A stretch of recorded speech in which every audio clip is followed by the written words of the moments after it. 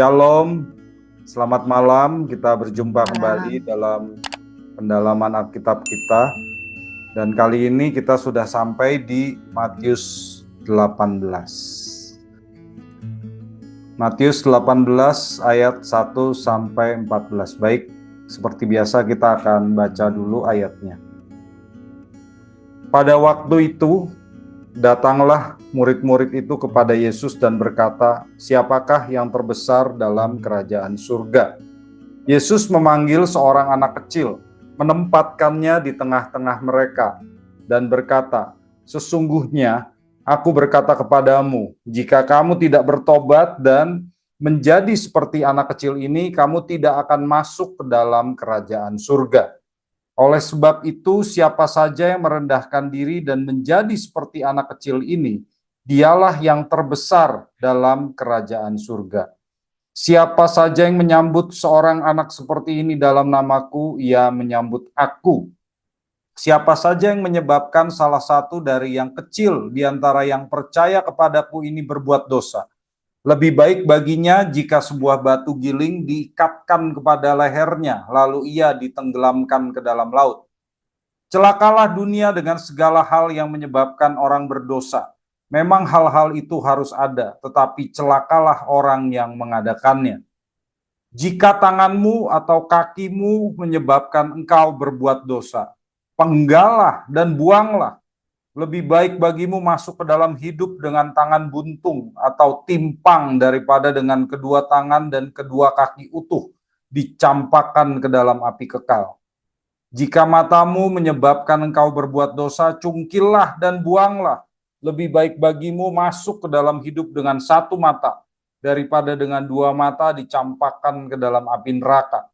Ingatlah, jangan menganggap rendah salah seorang dari yang kecil ini. Sebab aku berkata kepadamu, malaikat mereka di surga selalu memandang wajah Bapakku yang di surga.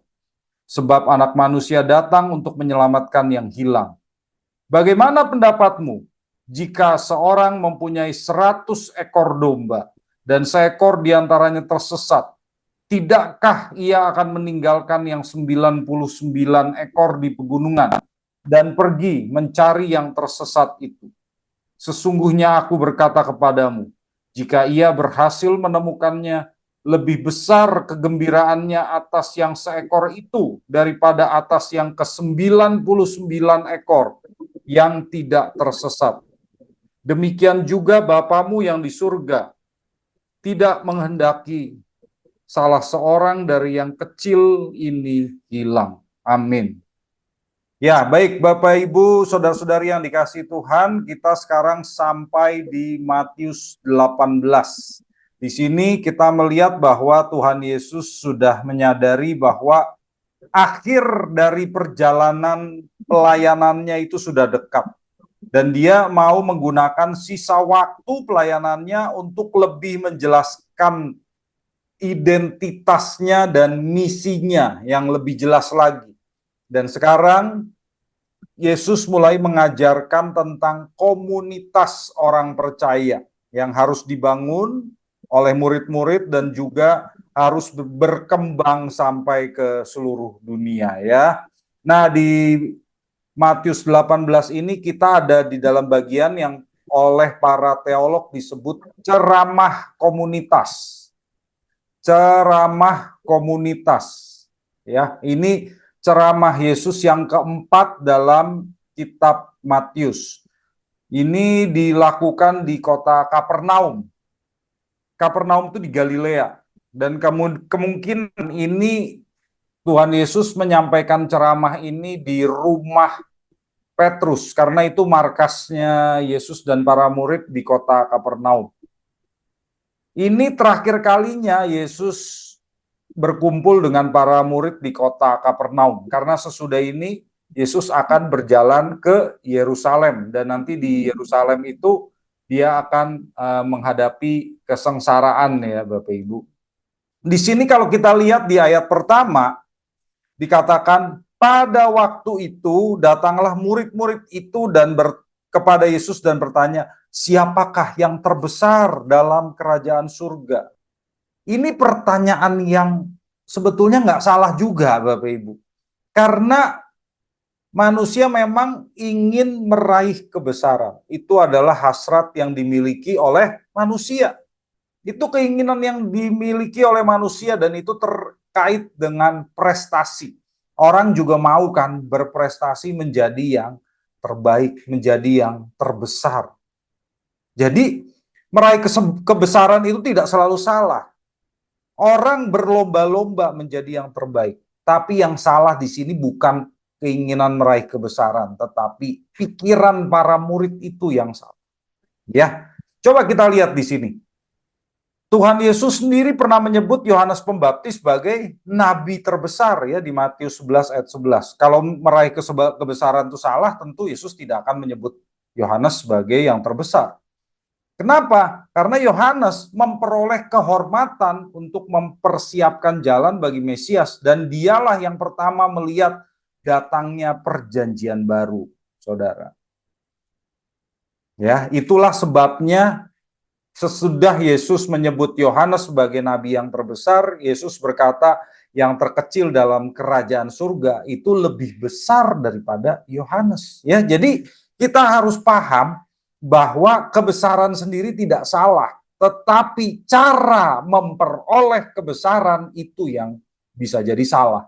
Dan para murid jelas salah di sini. Para murid mengira kebesaran diperoleh dari usaha manusia untuk meraih prestasi sebagai pahlawan. Jadi mereka itu beranggapan para murid bisa berusaha mendirikan kerajaan surga di dunia. Lalu Yesus jadi raja dan mereka mau bersaing siapa yang menduduki tempat tertinggi. Kalau Yesus jadi raja, siapa nih di antara kita yang jadi perdana menterinya gitu. Nah, inilah yang salah. Jadi mereka ingin meraih kebesaran itu dengan upaya sendiri. Karena itulah Tuhan Yesus memanggil seorang anak kecil di ayat 2 dan menempatkannya di tengah-tengah mereka, ayat 3, dan berkata, sesungguhnya aku berkata kepadamu, jika kamu tidak bertobat dan menjadi seperti anak kecil ini, kamu tidak akan masuk ke dalam kerajaan surga. Ya, nah di sini Bapak Ibu, anak kecil, ada beberapa orang mengatakan ini simbol innocence, ketidakberdosaan, ya. Tapi orang Yahudi tidak akan menggunakan anak kecil sebagai simbol ketidakberdosaan. Karena di perjanjian lama dikatakan bahwa kodrat dosa itu sudah dimiliki oleh anak kecil sejak lahir. Coba kita lihat contohnya di Mazmur 51 ayat 7. Mazmur 51 ayat 7. Saya bacakan dari terjemahan baru edisi kedua. Sesungguhnya dalam kesalahan aku dilahirkan. Nah, dilahirkan saja sudah dalam kesalahan. Dalam dosa aku dikandung ibuku. Tuh, dalam dosa aku dikandung ibuku. Jadi anak kecil dari kecil tuh sudah punya kodrat dosa. Anak kecil kan nggak perlu diajarin untuk berdosa kan? Kalau diajarin untuk baik itu perlu. Tapi kalau diajarin berdosa enggak. Kalau mereka lihat ada mainan temannya yang dia suka, dia rebut. Gitu kan? Nggak perlu diajarin. Lalu dia rusakin. Kalau ditanya siapa yang rusakin? Bukan saya. Udah pinter, nggak usah diajarin bohong, dia bisa bohong sendiri. Itulah kodrat dosa. Jadi manusia dari kecil pun sudah punya kodrat dosa. Sehingga kalau anak kecil yang sudah bisa berlari-lari, seperti di gambar ini, bisa digendong oleh Yesus, ini sudah berdosa yang pasti. Jadi anak kecil bukan simbol orang yang tidak berbuat dosa. Tapi orang Yahudi percaya bahwa anak kecil itu berkat dari Allah. Jadi ini sisi yang lainnya. Orang Yahudi itu seimbang. Anak kecil berdosa tentu, tapi anak kecil juga adalah berkat dari Allah. Mazmur 127 ayat 3 berkata apa? Coba kita lihat. Sesungguhnya anak-anak adalah milik pusaka Tuhan dan buah kandungan adalah upah. Jadi anak-anak kita itu adalah upah dari Tuhan. Ya, jadi berkat dari Tuhan. Maka Yesus di sini menggunakan anak kecil sebagai lambang kerendahan hati. Karena anak kecil itu lemah dan tidak berdaya. Di zaman itu anak kecil juga dianggap lemah dan sangat tergantung kepada orang tuanya.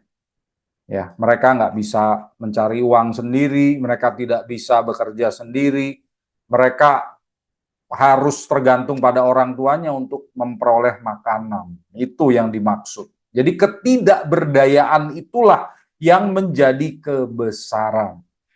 Jadi paradoks ini Bapak Ibu ya, paradoks. Kita lihat di sini apa yang terjadi pandangan para murid dengan sifat anak kecil. Para murid itu merasa dirinya yang terbesar karena dia punya ambisi pribadi. Inilah yang namanya orang dewasa. Orang dewasa itu selalu merasa dirinya layak. Oh, saya layak untuk jadi yang terbesar. Tapi kalau anak kecil itu tidak layak. Kenapa? Karena dia nggak punya hak apa-apa.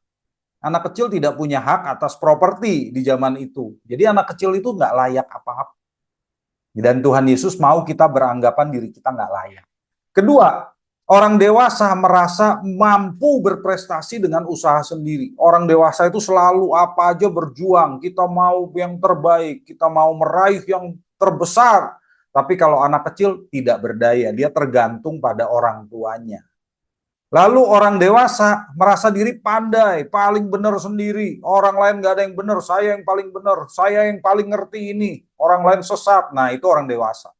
Tapi kalau anak kecil nggak ngerti apa-apa, harus belajar, harus dimuridkan. Nah, Tuhan Yesus mau kita punya mindset seperti anak kecil. Jadi jangan seperti ambisi orang dewasa tadi. Dan perhatikan ya, ini disampaikan kepada orang-orang yang sudah jadi murid Yesus loh. Yesus berkata kepada mereka yang sudah jadi murid dan pengikut dia. Tapi kita lihat murid-muridnya sampai hari ini pun, sampai di pasal 18, punya agenda pribadi. Yudas punya agenda pribadi. Kalau Bapak Ibu baca, Yakobus, Yohanes punya agenda pribadi juga. Mereka mau jadi yang terbesar juga, bahkan berantem gitu ya. Petrus punya agenda pribadi juga. Jadi memang murid-murid Yesus itu punya agenda pribadi, dan itulah yang namanya orang dewasa, ya. Memang punya agenda, tapi kita harus menghapuskan itu, menghilangkan dan menjadi seperti anak kecil. Karena kata Tuhan Yesus, yang menjadi anggota kerajaan surga itu bukan orang-orang yang berambisi seperti ini.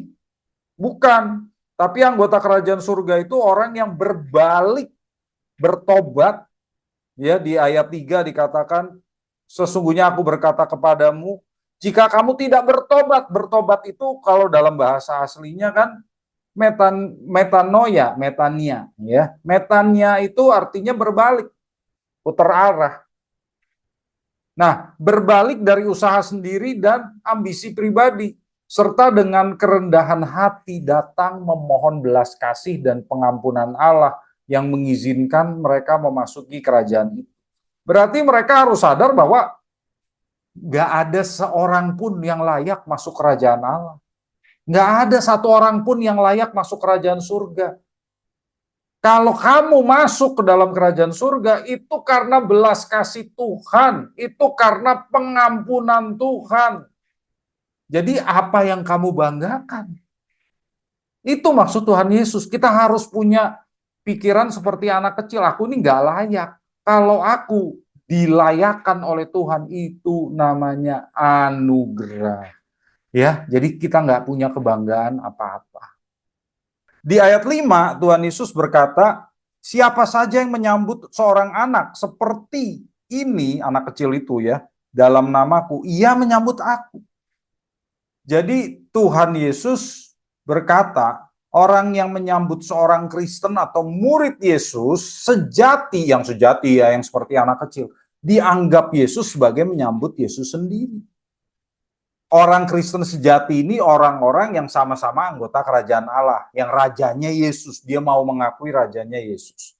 Yang namanya menyambut itu menerima, mau menerima, dan sesuai konteks zaman itu mau mencukupi kebutuhan mereka. Kalau mereka bertamu, mereka kasih tempat tinggal, mereka kasih makanan, mereka mau mendengar kesaksian mereka gitu. Di sini karakter orang Kristen sejati itu seperti anak kecil. Apa saja Bapak? Ya, ini ya. Rendah hati. Anak kecil itu rendah hati, lemah lembut, tidak berambisi, dan mau belajar. Itu karakter anak kecil yang dipakai oleh Tuhan Yesus di sini. Dan itulah karakter orang Kristen sejati. Jadi orang Kristen sejati nggak boleh punya ambisi pribadi, ya, nggak boleh tinggi hati, sombong. Nah, di sini ini sangat bertentangan dengan orang-orang yang berambisi, ya, merasa diri sudah punya segalanya, sudah layak punya segalanya, sudah baik hidupnya. Orang-orang seperti ini, ya, yang merasa dirinya sudah baik, sudah sempurna, itu nggak bisa menerima hidup baru di dalam Yesus. Itu seperti orang-orang Farisi. Orang-orang Farisi merasa diri mereka baik kok, merasa diri mereka sudah nggak perlu bertobat, tidak perlu juru selamat. Akhirnya begitu kan? Makanya mereka menolak Yesus. Bapak Ibu kalau ada pertanyaan silakan tulis di chat box ya. Nanti kita bahas sesudah pembahasan ini. Ya, supaya tidak lupa silakan ditulis di chat box Bapak Ibu. Karena itulah Bapak Gereja Clemens dari Roma berkata begini. Kristus menyertai orang-orang yang rendah hati. Tidak dengan orang-orang yang meninggikan diri mereka atas kawanan dombanya. Jadi Kristus nggak mau menyertai orang-orang yang tinggi hati, yang sok, nggak mau, maunya yang rendah hati. Itu sejalan dengan apa yang diajarkan oleh Alkitab. Selanjutnya kita lihat di ayat 6. Nah ini sangat menarik. Siapa saja yang menyebabkan salah satu dari yang kecil di antara yang percaya kepadaku ini berbuat dosa, lebih baik baginya jika sebuah batu giling diikatkan pada lehernya lalu ia ditenggelamkan ke dalam laut. Waduh, Tuhan Yesus kok keras sekali gitu ya, keras bener. Di sini kalau Bapak Ibu pakai Alkitab terjemahan baru edisi 1, bunyinya bukan yang kecil tetapi anak kecil. Tapi beda sebetulnya dalam bahasa aslinya, yang betul bukan anak kecil tapi yang kecil. Jadi Yesus mengubah kata anak kecil yang sebelumnya dia gunakan ketika dia memanggil seorang anak kecil menempatkan di tengah mereka, itu kata yang digunakan adalah pedion. Pedion artinya anak kecil. Kemudian di ayat 6 Tuhan Yesus berkata yang kecil, mikros. Jadi katanya sudah diganti, mikros. Ini berarti yang dimaksud oleh Yesus yang tidak boleh disesatkan itu bukan anak kecil, tapi pengikutnya. Jadi udah berubah. Berarti bukan, jangan kita berpikir begini. Jangan mengajarkan yang salah kepada anak sekolah minggu. Bukan itu maksudnya ya. Kalau katanya pedion mungkin iya. Tetapi di sini Tuhan Yesus mengubah kata pedion jadi mikros. Mikros itu berarti bukan sekedar anak kecil, semua orang percaya maksudnya yang sejati. Yang sejati itu yang benar, yang merendahkan diri. Dan biasa sekali bagi orang-orang yang sejati, orang Kristen yang sejati itu dianggap kecil, dianggap tidak berharga, dianggap tidak berarti di hadapan dunia. Dan mereka bukan orang-orang besar terhormat, bukan. Memang orang kecil. Nah itu yang dimaksud. Jadi bukan anak sekolah minggu. Jangan salah bacanya ya. Yesus berkata, waduh jangan menyebabkan salah satu dari yang kecil umatku ini berbuat dosa. Nah, apalagi itu menyebabkan berbuat dosa. Kalau dalam terjemahan baru edisi 1 menyesatkan ya. Dalam bahasa aslinya skandalizo, skandalizo. Ya, ini dalam bahasa kita jadi skandal gitu ya. Dalam bahasa asli, skandalizo artinya membuat tersandung atau memasang perangkap. Jadi siapa yang membuat umat Tuhan, orang-orang percaya itu jadi tersandung, jatuh, itu lebih baik dihukum, kata Tuhan Yesus. Ya, jadi membuat orang percaya jatuh, tersandung, terjerembab, terpuruk. Nah, ini tentu bukan satu kali kejadian, bukan gitu loh. Tetapi yang dimaksud sampai tersandung oleh Tuhan Yesus itu sudah pasti artinya meninggalkan imannya, Bapak Ibu. Jadi yang sampai membuat orang percaya meninggalkan iman yang benar kepada Kristus. Jadi bukannya sekali salah langsung lebih baik kata Tuhan, oh lebih baik dicemplungin ke laut. Dia sudah bikin orang Kristen bohong. Bukan itu. Ya, yang dimaksud sampai jatuh, plek artinya sampai meninggalkan imannya. Nah, jadi apa saja nih yang bisa dimaksud oleh Tuhan Yesus di sini? Yang pertama, tentu orang yang mengajarkan Injil yang lain. Sehingga orang percaya bisa yang katanya Tuhan Yesus seperti anak kecil kan. Seperti anak kecil itu kan gampang ditipu juga Bapak Ibu ya. Jadi dengan kepolosan percaya kepada Injil yang diajarkan, padahal itu Injil yang lain. Yang menyesatkan, yang menyebabkan orang jadi tidak selamat. Yang menyebabkan orang binasa. Dan kita lihat banyak kok di hari-hari ini, ya Injil yang lain itu banyak, yang mengajarkan bahwa keselamatan itu bukan hanya di dalam Tuhan Yesus Kristus gitu ya. Waduh, masa orang sebaik ini nggak selamat? Ya kayak begitu kan. Jadi kalau begitu orang nggak usah percaya sama Yesus lah, gitu aja. Ya, Alkitab banyak salahnya tuh. Nah, terus kalau Alkitab banyak salahnya nggak usah percaya sama Alkitab gitu. Percaya sama apa? Sama akal budi. Ya harus yang menurut saudara itu masuk akal. Artinya saudara menyembah rasionalisme gitu loh ya, menyembah akal budi. Kemudian apalagi? Oh, Yesus itu bukan Allah, Yesus itu cuma utusan Allah. Nah, terusin aja yang seperti itu. Itu namanya Injil yang lain, yang menyebabkan orang tidak selamat, yang menyebabkan orang kehilangan keselamatannya, Bapak Ibu. Meninggalkan iman yang benar, sehingga percaya Yesus bukan juru selamat, Yesus kita nggak perlu percaya sama Yesus untuk selamat, yang penting kita berbuat baik saja. Ya akibatnya orang itu nggak selamat kalau dia berpikir begitu. Ya, artinya orang itu akan mengandalkan perbuatan baiknya, seolah-olah perbuatan baiknya itu melayakkan dia untuk selamat. Itu bertentangan dengan apa yang Yesus ajarkan di sini. Kita selamat itu bukan karena berbuat baik, tapi kita merendahkan diri seperti anak kecil. Artinya kita sadar kita nggak bisa selamat sendiri, kita butuh pertolongan dan pengampunan Tuhan baru selamat. Bukannya, oh saya baik, saya selamat. Malah nggak selamat orang seperti itu Bapak Ibu ya. Jadi kita harus hati-hati. Kemudian dia menghalangi pelayanan mereka. Nah, menghalangi pelayanan orang percaya sehingga meninggalkan iman mereka.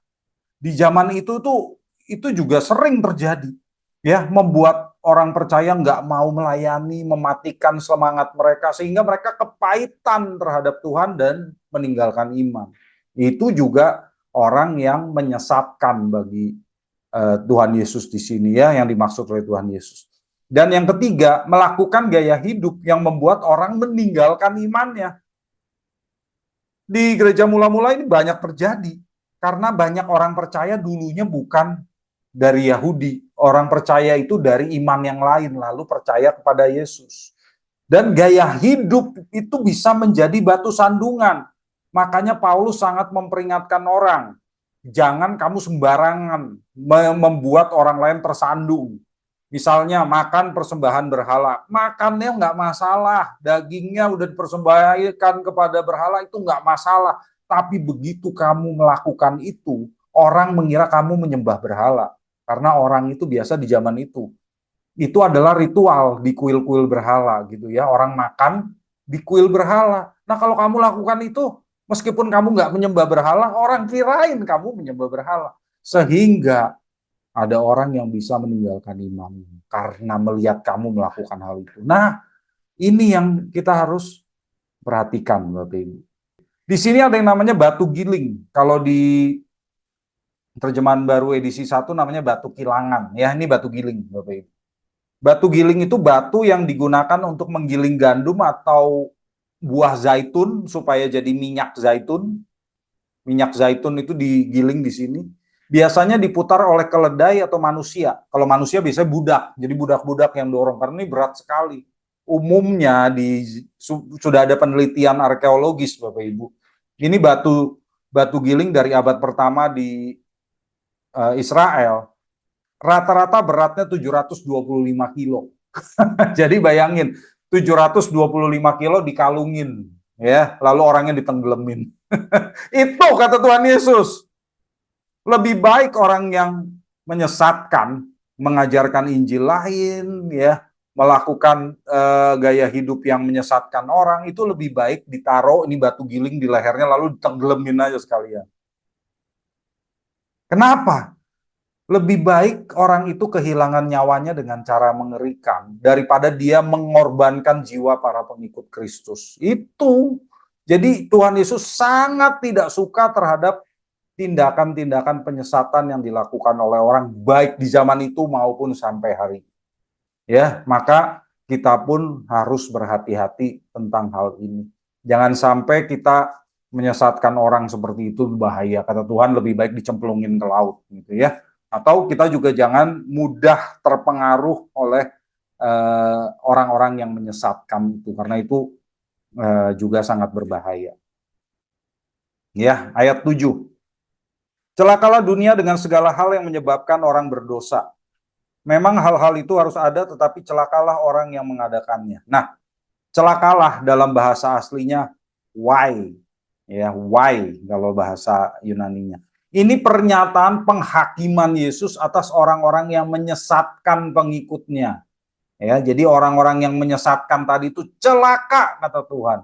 Dan ini pernyataan yang sama yang Tuhan juga berikan kepada Yudas Iskariot, ya, di Matius 26 ayat 24. Jadi ini pernyataan orang yang menyesatkan itu pasti dihakimi. Dan Yesus tuh hakimnya, dia sekarang sudah ngomong, nanti di akhir zaman nanti benar-benar Yesus akan menghakimi mereka.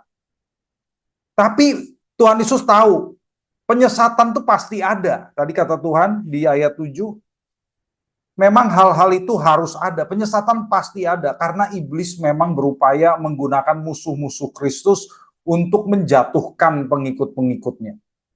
Ya, tapi tetap orang-orang yang menyesatkan itu harus bertanggung jawab, bukannya dikatakan, oh ini iblis yang memengaruhi saya. Nggak bisa.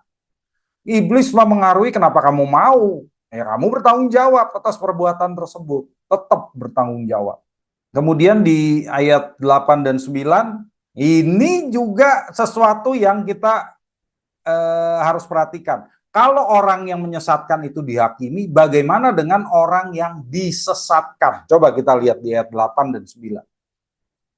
Jika tanganmu atau kakimu menyebabkan engkau berbuat dosa, penggal dan buanglah. Lebih baik bagimu masuk ke dalam hidup dengan tangan buntung atau timpang daripada dengan kedua tangan dan kedua kaki utuh dicampakkan ke dalam api kekal.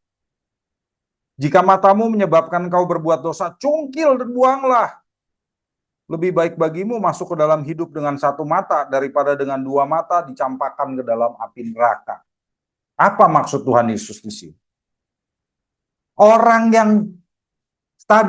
yang berbuat dosa tadi, itu kan bisa menipu diri sendiri dengan berkata, aduh saya itu jatuh tuh karena dia. Saya meninggalkan iman saya karena dia. Dia yang ngajarin sih, saya percaya. Jadi saya jatuh karena dia. Nggak bisa begitu, kata Tuhan Yesus. Di sini gambarannya adalah begini. Siapa suruh itu dia cantik lewat malam-malam. Wah, laki-laki mana bisa tahan. Itu bukan salah dia, itu salah kamu, kata Tuhan Yesus. Nggak bisa begitu. Habis dia ngajarnya gitu sih, katanya Alkitab banyak salah, jadi saya nggak percaya sama Alkitab. Itu bukan salah dia, itu salah kamu, kata Tuhan Yesus. Dosa itu tanggung jawab orang itu sendiri, bukan orang yang menyebabkannya jatuh ke dalam dosa. Jadi tadi kita lihat orang yang menyebabkan orang berdosa itu dihukum, dihakimi oleh Tuhan. Tapi orang yang berbuat dosa tetap bertanggung jawab atas dosanya sendiri. Di sini hiperbola yang digunakan oleh Yesus, bukan Yesus menyarankan untuk melakukan mutilasi fisik gitu ya, enggak. Ini hiperbola. Tuhan Yesus pernah berkata hal yang mirip di khotbah di bukit di Matius 5 ayat 29 sampai 30. Apa maksud Yesus di sini? Dosa itu serius, nggak boleh dianggap enteng. Ya, bahkan tadi kata Yesus, kehilangan anggota tubuh itu tidak sebanding dengan kehilangan hidup kekal. Maka orang yang terus-menerus berbuat dosa itu bukan murid Yesus, intinya begitu, ya. Jadi jangan menyalahkan orang, tapi tanggung jawab sendiri. Kalau kita tahu ada sesuatu hal yang membuat kita jatuh, nah itu yang harus dihilangkan, hal itu yang harus dihilangkan. Hubungan kita dengan hal itu yang harus diputus. Itulah yang namanya kalau tanganmu membuat kamu berbuat dosa, ya dipenggal aja. Itu yang dimaksud oleh Tuhan Yesus, ya. Kalau kita tahu ada sesuatu yang menjatuhkan kita, menyebabkan kita jadi sesat, itunya yang diputus. Kalau enggak ya bertanggung jawab sendiri. Oke, ayat 10.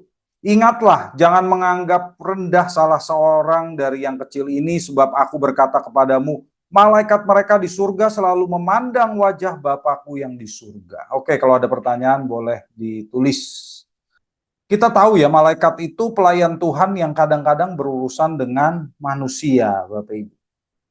Tapi di ayat ini Tuhan Yesus berkata, malaikat mereka loh, malaikat mereka. Artinya ada perlindungan pribadi dari malaikat atas murid-murid Kristus yang hatinya seperti anak kecil. Ini dikonfirmasi di Ibrani 1 ayat 14. Ibrani 1 ayat 14. Bukankah mereka semua malaikat adalah roh-roh yang melayani, yang diutus untuk melayani mereka yang akan mewarisi keselamatan. Artinya melayani orang percaya. Jadi orang percaya itu punya malaikat pribadi, malaikat pelindung di sini. Dan malaikat pelindung itu selalu memiliki akses kepada Bapa karena dia langsung memandang Bapa. Di sini jangan salah, ada orang yang ngajarin, oh kalau gitu malaikat pelindung bisa disuruh-suruh. Enggak, bukan itu maksudnya. Malaikat pelindung itu melindungi dan melayani dalam arti mengerjakan rencana Allah untuk orang-orang percaya. Dan mereka tentu melakukan yang baik dan menjauhkan orang percaya dari hal-hal yang jahat. Karena ada roh-roh jahat yang berusaha untuk menyerang orang-orang percaya. Dan Bapa juga akan mengutus malaikatnya, malaikat pelindung ini, untuk membawa orang percaya yang tersesat tadi kepada pemulihan. Jadi Tuhan nggak akan membiarkan orang yang sesat terus. Enggak. Tuhan mau mereka bertobat. Lihat nanti di ayat berikutnya. Jadi Tuhan mengampuni orang yang sesat dan bertobat. Ya, orang yang sesat ingin dikembalikan Tuhan kembali kepada pemuritan yang sejati. Jadi kita nggak perlu tahu secara rinci pertolongan dari malaikat tersebut, tapi kita yang jelas kita terima dengan iman. Iman aja. Ya nggak perlu kita suruh-suruh malaikat kita. Ya yang itu nggak benar itu ya. Tapi kita terima bahwa malaikat kita itu menolong kita supaya kita nggak sesat. Karena itu yang dimaksud oleh Tuhan, orang percaya tadi yang kecil, yang rendah, itu nggak boleh dipandang rendah. Karena mereka sangat berharga di mata Allah. Punya malaikat sendiri, itu sangat berharga. Lalu di ayat 11, sebab anak manusia datang untuk menyelamatkan yang hilang, itu tambahan Bapak Ibu ya. Ayat ini tidak ada sebetulnya di Matius. Ini tidak ada dalam manuskrip tertua yang terbaik. Berarti ayat ini ditambahkan. Tapi bukan berarti salah, karena ini kutipan dari Lukas 19 ayat 10 dan itu bukan tambahan di Lukas ya. Jadi kenapa orang menulis ayat ini ketika menyalin kitab Matius? Karena mereka mau menjembatani ayat 10 dengan ayat 12 ya. Mereka ngambil dari Lukas 19 ayat 10 yang bunyinya sebab anak manusia datang untuk mencari dan menyelamatkan yang hilang. Ya, jadi ayat ini sejujurnya tidak ada di Injil Matius, ini tambahan ya, tapi berdasarkan Lukas 19 ayat 10. Ini nyambung ke ayat 12, coba kita lihat ayat 12. Bagaimana pendapatmu jika seorang mempunyai 100 ekor domba dan seekor diantaranya tersesat, tidakkah ia akan meninggalkan yang 99 ekor di pegunungan dan mencari pergi yang tersesat itu? Nah, umat Allah digambarkan sebagai domba di sini. Ya, Mazmur 23, Yeremia 13 ayat 17 itu mengatakan orang percaya itu domba. Dan beberapa kali juga Perjanjian Lama mengatakan orang percaya atau orang Israel itu adalah domba yang hilang. Contohnya Mazmur 119 ayat 176. Ini pasal terpanjang dalam Alkitab ya, dan ayat terakhir dari pasal terpanjang itu berbunyi, aku tersesat seperti domba yang hilang tuh ya. Carilah hambamu ini sebab perintah-perintahmu tidak kulupakan. Jadi aku tersesat, Tuhan carilah aku. Dan Tuhan Yesus bilang, iya aku cari kamu. Siapa yang cari kamu? Aku. Jadi aku Tuhan, beres. Yesaya 53 ayat 6 juga berkata begitu. Nah, di sini kita lihat kalau di Perjanjian Baru Yesus itu menggambarkan diri sebagai gembala yang baik. Yohanes 10 ayat 7 sampai 18. Aku gembala yang baik, dan dia punya misi menyelamatkan orang Yahudi dan orang non-Yahudi. Jadi apa yang di Perjanjian Lama digambarkan sebagai orang Yahudi saja, oleh Yesus dijelaskan bahwa bukan cuma Yahudi loh, orang non-Yahudi juga aku cari, orang non-Yahudi juga aku selamatkan. Buktinya Yohanes 10 ayat 16. Aku juga mempunyai domba-domba lain tuh, yang bukan dari kandang ini. Domba-domba itu harus kutuntun juga, dan mereka akan mendengarkan suaraku, dan akan ada satu kawanan dengan satu gembala. Domba lain itu maksudnya orang-orang non-Yahudi, ya. Jadi di Matius 18 ayat 12, orang yang mempunyai 100 ekor domba dan kehilangan satu ekor itu Yesus sendiri. Ya, itu Yesus sendiri. Jumlah 100 orang itu, 100 ekor domba, itu jumlah yang umum di kawanan domba di Israel di zaman itu. Kalau satu ekor hilang, kenapa si gembala bisa pergi mencari?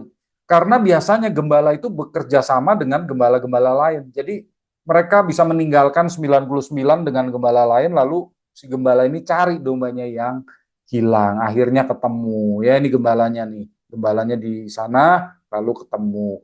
Apa artinya? Tuhan nggak mau umatnya tersesat. Kalau ada yang sesat, dia cari. Carinya gimana? Makanya tadi di ayat sebelumnya ada malaikat. Malaikat juga akan diutus Tuhan untuk mencari. Ya, ada malaikat yang akan mencari dan berusaha menyelamatkan, mengembalikan kita kembali jadi murid Kristus. Dan kalau ketemu apa yang terjadi? Ayat 13. Sesungguhnya aku berkata kepadamu, jika ia berhasil menemukannya, lebih besar kegembiraannya atas yang seekor itu daripada atas yang ke-99 ekor yang tidak tersesat. Wah, Bapak bahagia sekali kalau domba itu ditemukan. Ya, jadi sukacita itu luar biasa karena ini berarti si gembala itu sangat punya perhatian, kepedulian, dan kasih terhadap seluruh domba. Bukan berarti yang hilang itu lebih berharga daripada yang nggak hilang, jangan dibaca begitu, bukan. Tapi si gembala menyayangi seluruh kawanan dombanya, ya. Karena bener nggak nih kata saya nih, rasa kesayangan seseorang itu sering baru terasa ketika diperhadapkan dengan kemungkinan miliknya hilang. Coba bayangin saudara, kalau saudara punya sesuatu yang berharga, lalu saudara nggak bisa nemuin. Nah itu baru merasa tuh, aduh ini berharga lalu hilang. Ya kan? Kalau kita punya orang yang kita kasih sakit berat dan kita berpotensi kehilangan dia, baru kita berasa, wah ini baru kita berasa sayang kepada dia. Biasanya kurang gitu ya. Makanya jangan punya perasaan yang kurang sampai hampir kehilangan baru jadi sayang. Hati-hati, sayanglah setiap kali ya, seperti Tuhan Yesus. Kalau dombanya ditemukan, gembala akan senang sekali, ya. Bukan berarti dia lebih sayang sama yang hilang, bukan. Dia sayang semuanya. Jadi kalau ditemukan dia ikut bersukacita atas semuanya, ya. Ayat 14. Demikian juga Bapamu yang di surga tidak menghendaki salah seorang dari yang kecil ini hilang. Ya, jadi kita harus tahu bahwa sekalipun murid-murid Yesus bisa tersandung, bisa jatuh ke dalam dosa, Bapa menginginkan mereka bertobat dan kembali kepadanya. Orang-orang yang berdosa itu masih diberikan kesempatan untuk bertobat. Itulah sebabnya kalau kita tanya kenapa Tuhan Yesus nggak datang-datang. Tuhan Yesus tidak datang-datang karena dia bersabar menunggu orang-orang yang sesat seperti ya mungkin yang lagi dengerin gitu ya, bertobat. Ya dia menunggu orang-orang bertobat. Nanti kalau dia sudah merasa habis waktunya, ya, kesempatannya habis, ya udah dia datang. Tuhan Yesus tuh sabar, saudara, ya, dia sabar, tapi dia nggak memaksa, itu loh, dia nggak memaksa orang bertobat. Maka kalau Tuhannya sabar, Tuhannya mau menerima orang-orang yang berdosa itu bertobat. Kita sebagai gereja ya harus jadi tempat pemulihan bagi murid-murid yang jatuh lalu bertobat. Jangan sampai kita menghakimi mereka. Oh, dulu dia kan berdosa. Dulu dia kawin cerai, nggak boleh di sini. Kenapa dibiarin? Nah, kalau dia bertobat, Tuhan saja menerima, masa kita nggak menerima? Ya, jadi gereja harus jadi tempat pemulihan, itu yang diinginkan. Karena ingat ya, di bagian ini tuh ceramah tentang komunitas, ceramah Yesus tentang komunitas. Jadi dia ingin mengatakan gereja itu harus meneladani dia. Kita akan masuk ke tanya jawab. Sebelumnya saya akan berikan beberapa aplikasi dari sini. Di sini kita belajar tentang kebesaran dalam kerajaan surga, ya. Kita tahu bahwa kebesaran itu tidak diperoleh dari prestasi pribadi, Bapak Ibu. Bukan karena saya hebat bisa bangun gereja besar, punya jemaat banyak, bukan. Tapi orang yang besar di mata Tuhan adalah orang yang rendah hati dan menerima anugerah Allah. Dia merasa nggak mampu, dia merasa tidak layak, tapi dia menerima anugerah. Terima kasih Tuhan, Engkau begitu baik atas aku. Nah, itu yang besar. Jadi kita ingat loh, Allah yang memanggil kita dan membawa kita masuk ke dalam kerajaan surga.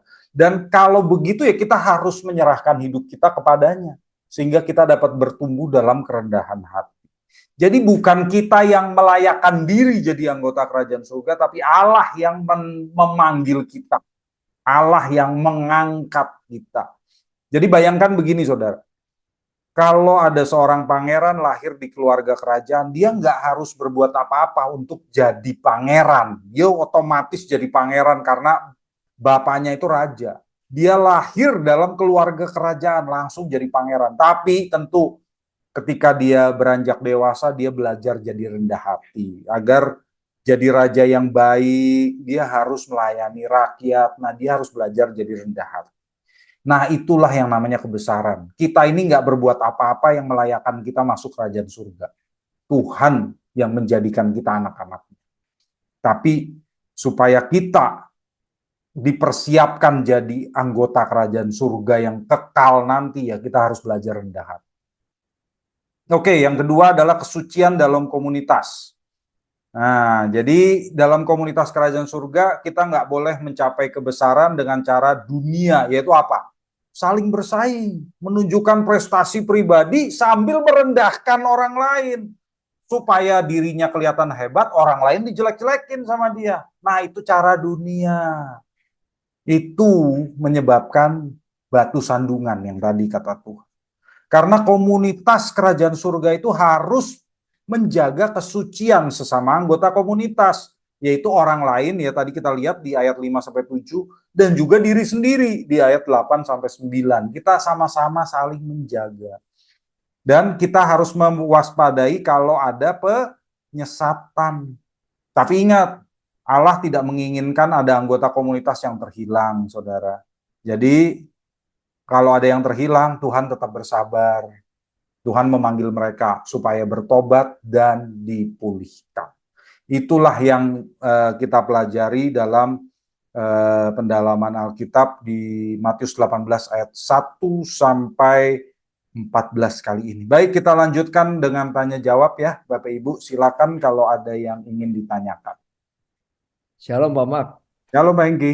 Ya, Pak, saya mau tanya Pak mengenai tadi Pak ya, Ya, peran malaikat pelindung Pak. ya. Kedengarannya peran malaikat pelindung ini mirip dengan Roh Kudus ya Pak ya? Ya, tapi kalau di sini Roh Kudus kan tinggal dalam kita gitu ya. Hmm. Sementara malaikat pelindung itu tugasnya melayani. Hmm. Kalau Roh Kudus kan bukannya melayani seperti pelayan gitu ya. Tapi ya Roh Kudus itu bekerja di dalam kita, memberdayakan kita. Nah, kalau malaikat ini kan melindungi. Jadi istilahnya di sini itu eh, dia melindungi kita dari kesesatan kalau dari konteksnya. Berarti orang-orang yang sesat itu Bapa akan mengutus malaikat-malaikatnya untuk eh, menarik kita kembali ke jalan yang benar. Kalau orang yang disesatkan. Iya. Kan kalau di Yohanes 16 itu kan apa peran dari Roh Kudus adalah menginsafkan kita kan dosa kan mirip-mirip Pak ya. Oh, Cuma kalau itu ayat itu bunyinya banyak orang berkata begitu, tapi maksudnya bukan begitu, Pak. oh oke. Maksudnya bukan begitu. Jadi maksudnya menginsafkan itu bukannya artinya sadar lalu berbalik, karena kalau di bawahnya dilihat kayak akan dosa karena mereka nggak percaya sama aku, betul kan? Dunia sampai akhir juga nggak percaya sama Yesus, maksudnya. Jadi Tuhan Yesus, Roh Kudus itu akan menunjukkan bahwa dunia sudah berdosa, maksudnya begitu. Oke.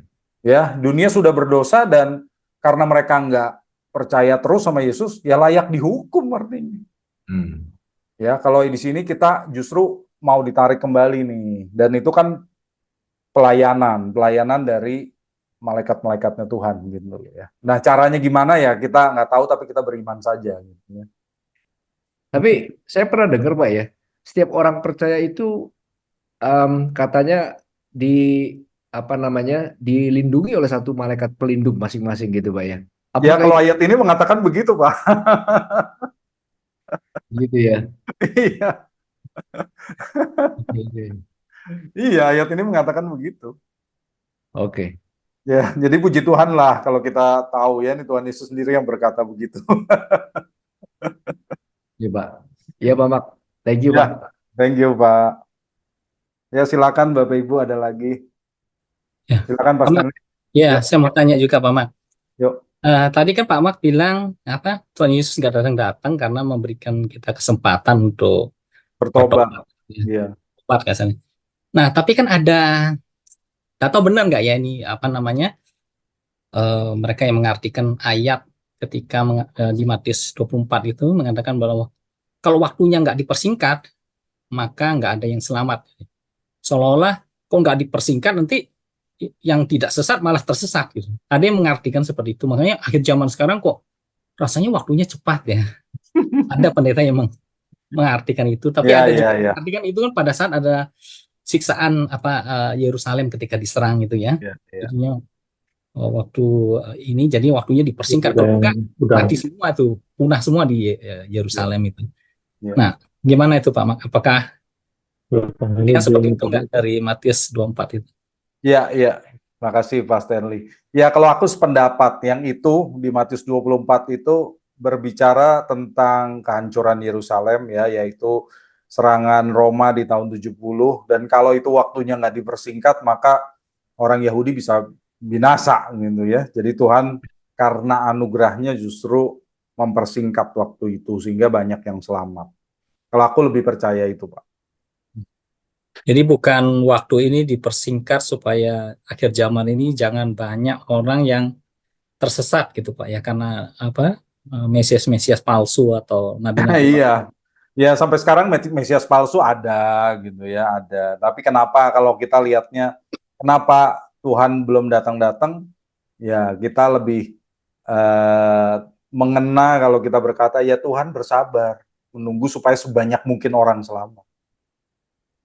Ya kan? Ya. Nah, kalau gimana dengan Mesias palsu? Tadi kan Tuhan Yesus bilang, lebih baik dia dikalungin batu giling lemparin ke laut. Iya kan, tadi begitu kan? Ya memang harusnya gitu, jangan sampai orang-orang yang banyak tuh sesat. Tuh ya, lebih baik ya kalau bahkan lebih baik seperti itu. Orang yang menyesatkan tuh lebih baik dibinasakan dulu gitu. Oke Pak Mak. Tapi nyatanya sekarang ada yang menyesatkan tapi belum dikalungin Belum batu dikalungin batu. masih ditunggu sama Tuhan untuk bertobat Untuk juga. bertobat nih ya, untuk bertobat. Nanti kalau udah nggak bisa Habis bertobat waktunya. lagi baru udah dicemplungin gitu ya. Ya, Oke jadi kalau Pak. masih sabar, puji Tuhan. Ya, thank you Oke, Pak. thank you. Yuk, ada lagi Bapak Oke Ibu. Pak Mak, aku mau nanya. Ya, silakan. Itu menarik ya Pak. Gini Pak, sorry aku nggak bisa Ya. apa Ultimate kamera. Iya Pak, kan kalau bicara kesesatan ya Pak, justru yang aku pertanyakan gini loh Pak. Apakah Tuhan membiarkan saja untuk orang yang memberikan pengajaran sesat seolah-olah itu benar Pak posisinya gitu. Hmm. Dan kita tahu Pak, mungkin aku nggak tahu ya Pak, apakah tujuan memang menyesatkan atau tidak Pak. Tapi kalau ketika yang disampaikan ada Tuhan Yesus yang lain Pak, dan jemaat itu tetap percaya Pak, gimana peran dari Roh Kudus ataupun malaikat itu sendiri Pak dengan penyesatan-penyesatan terjadi ini Pak posisinya gitu. Karena ternyata hamba Tuhan ini secara kehidupan baik dan benar, sedangkan pengajarannya salah Pak. Itu gimana Pak? Ya, kalau saya ya melihat itu Tuhan itu punya keseimbangan dari dua sisi sebetulnya. Di satu sisi Tuhan tidak menginginkan satupun orang percaya itu binasa. Tadi kita di sini udah lihat ya. Bahkan Tuhan berkata orang yang menyesatkan itu lebih baik dikalungin batu giling, dicemplungin ke dalam laut. Nah, itu di satu sisi. Tetapi di sisi yang kedua, Tuhan juga sabar. Tuhan sabar, dia nggak menjatuhkan hukumannya. Jadi kita melihat ada tension di antara dua hal ini. Sama dengan ketika Israel berdosa kan, Israel berdosa tapi Tuhan tidak langsung menghukum mereka. Tuhan memberikan mereka kesempatan sampai pada waktunya baru mereka dibuang ke Babel. Jadi Tuhan kita itu memang punya kedua sisi ini, ya, dan dia tahu keseimbangan, dia tahu waktu yang optimal untuk itu. Roh Kudus pun demikian. Jadi pekerjaan Roh Kudus di dunia ini pasti mengikuti pikiran Allah yang seperti ini, yang Maha tahu. Jadi dia tahu di mana waktu yang tepat untuk menyelesaikan hal-hal tersebut, menjatuhkan penghakimannya. Dalam hal ini menjatuhkan penghakiman atas penyesat, ya. Jadi dia akan memberikan waktu supaya si penyesat ini bertobat, tetapi pada waktu yang dia tentukan, yang kita nggak tahu kapan, nah dia akan jatuhkan penghakiman itu, ya. Contohnya di Perjanjian Lama kan semua begitu. Jadi kita harus menerima keseimbangan ini gitu ya, Sugata ya. Kalau menerima kasih ya Pak, agak bingung gitu. Berarti kan banyak orang yang sudah tersesatkan terlebih dahulu Pak, gitu. Dan Ya. pada akhirnya kan mereka dalam ketidaktahuannya justru menjadi binasa. Bener nggak Pak? Itu sih Pak yang aku pikirkan gitu. Justru Iya. karena ketidaktahuannya menjadi binasa Pak. Bukan berarti kan kalau kayak gitu kan sebenarnya apa ya? Aku masih berpikir Pak, kenapa harus kayak gitu Pak posisinya gitu Pak? Oke, iya, ya memang ini semua kan misteri ya, karena Tuhan yang lebih tahu dari kita tentunya gitu. Betul. Ya. Tapi kita bisa percaya juga bahwa apa yang terjadi tidak membuat Tuhan terkejut kan. Jadi kalau dia mengizinkan sesuatu terjadi, ini pasti karena ada rencana Tuhan di belakangnya. Jadi kita nggak tahu apa yang terjadi setelah ini. Tuhan pasti menginginkan sebanyak mungkin orang selamat, sebanyak mungkin orang bertobat. Jadi kalau dia mengizinkan ada sesuatu penyesatan yang berjalan terus gitu ya, berjalan lama, bertahun-tahun. Nah, di balik itu kita nggak tahu apa yang terjadi.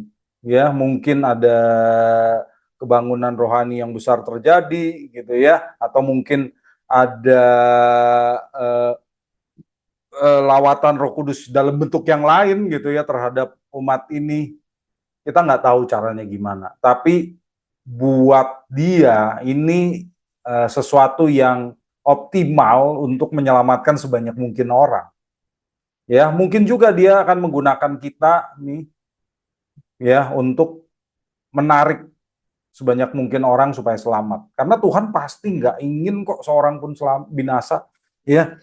Nah, itu yang harus kita sadari juga. Nah, kita pun kalau Betul. dipanggil Tuhan ya kita bergerak gitu kan.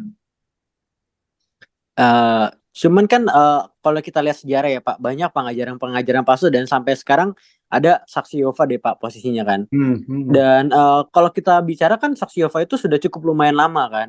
Betul. Dan mereka kan sebenarnya percaya kepada, sebenarnya mereka seperti Kristen tapi bukan Kristen ya posisinya gitu. Dan kita nggak melihat bahwa dan itu sampai sekarang masih tetap bertahan gitu Pak. Padahal kan itu satu pengajaran yang memang palsu Pak gitu. Iya, Dan saya berpikir juga nggak ada manusia satupun yang mau salah Pak gitu. Nggak ada betul. manusia satupun yang mau nggak mau selamat Iya, gitu Pak posisinya pasti, gitu. pasti. Gitu.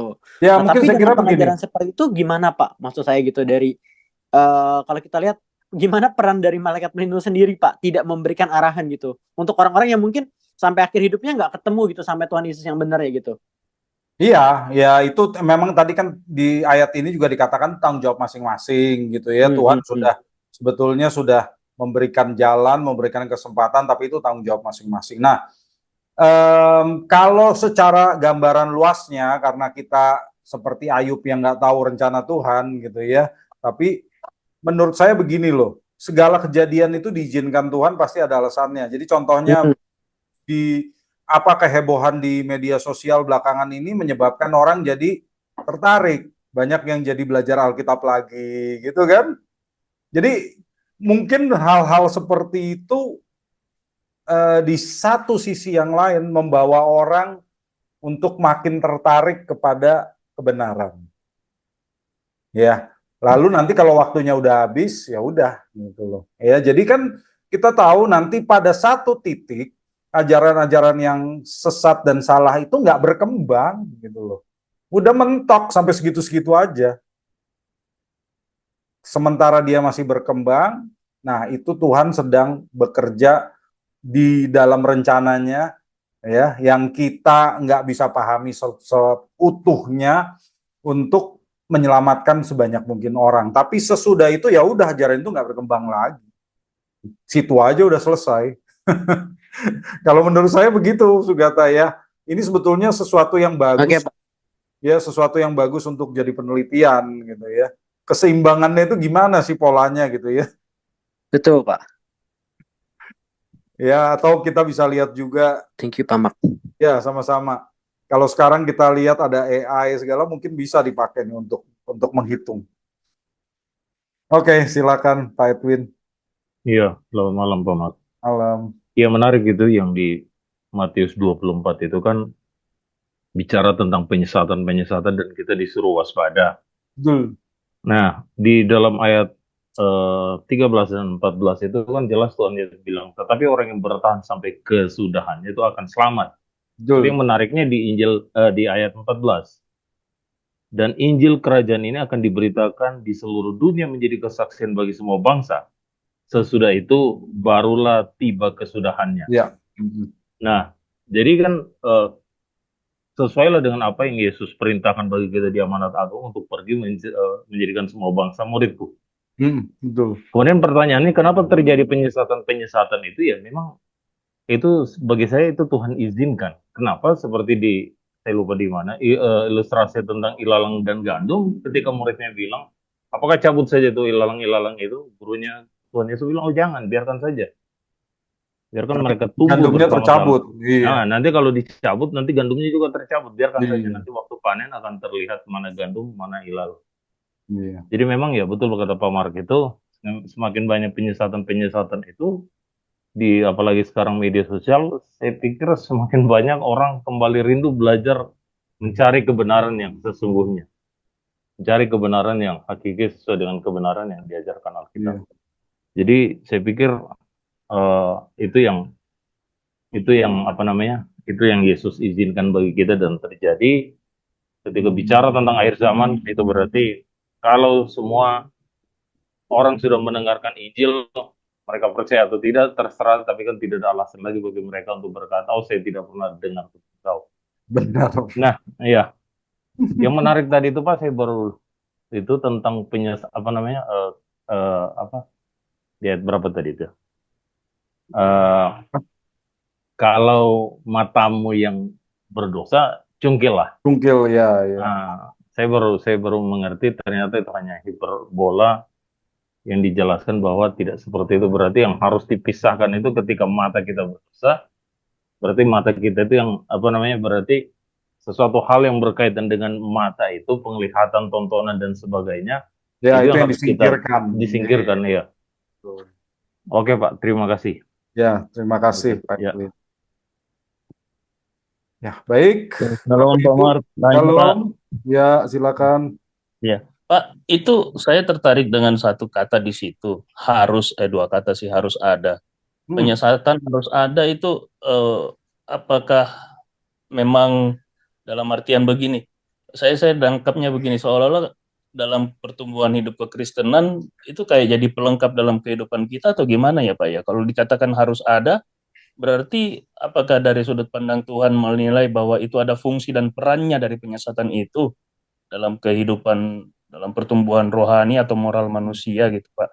Atau mungkin seperti yang biasa Pak Mark kan sampaikan bahwa yang namanya ayat itu harus dipahami juga dalam konteks budaya pada zaman itu. Mungkin ada gambarannya Pak ya terkait konteks budaya dan sejarah zaman Yesus Ya. waktu dia sebutkan kata itu harus ada begitu Pak. Oke, Pak Kurniawan, terima kasih. Sebetulnya yang dimaksud harus di sini itu bukannya harus dalam arti diinginkan oleh Tuhan ya, tetapi harus itu artinya pasti ada. Ya, jadi kalau dalam bahasa Inggris juga kan kita berkata harus must gitu ya, tapi kadang-kadang pasti juga kita berkata must, jadi sama gitu. Jadi ini dari bahasa aslinya yang mengandung dua makna gitu ya. Ada yang memang harus karena dikehendaki dan ada harus yang karena keniscayaan. Di sini keniscayaan berarti. Jadi sesuatu yang mau nggak mau pasti ada gitu ya, karena iblis kan bekerja. Tuhan Yesus juga tahu iblis bekerja. Jadi pasti ada itu penyesatan. Apakah Tuhan menginginkan penyesatan? Enggak. Tapi mau tidak mau penyesatan itu pasti ada. Saya kira begitu, Pak Kurniawan. Berarti konteksnya cuma masalah terjemahan aja ya Pak ya. Sebenarnya Ya. seharusnya tepatnya menggunakan kata pasti ada gitu Pasti ya. ada, lebih tepat pasti ada, betul. Cuma kalau dalam bahasa aslinya memang bisa dua makna itu. Baik. Makasih Pak Mark. Ya, sama-sama. Baik, Bapak Ibu, terima kasih untuk kehadirannya di pendalaman Alkitab kali ini ya. Kita sudah sampai di akhir dari pendalaman Alkitab kita dan saya bersuka cita ya untuk kehadiran Bapak Ibu sekalian. Kita akan berjumpa kembali untuk membahas ayat-ayat yang berikutnya dalam Injil Matius. Bagi saudara-saudari yang terpanggil untuk mendukung pelayanan Elevate dapat memberikan persembahan ke rekening BCA nomor 319 025 1585 atas nama GBI The City Tower. Saudara dapat pula men-scan QR Code yang tampil di layar dengan aplikasi-aplikasi yang mendukung Kris. Terima kasih atas persembahan saudara, Tuhan Yesus memberkati.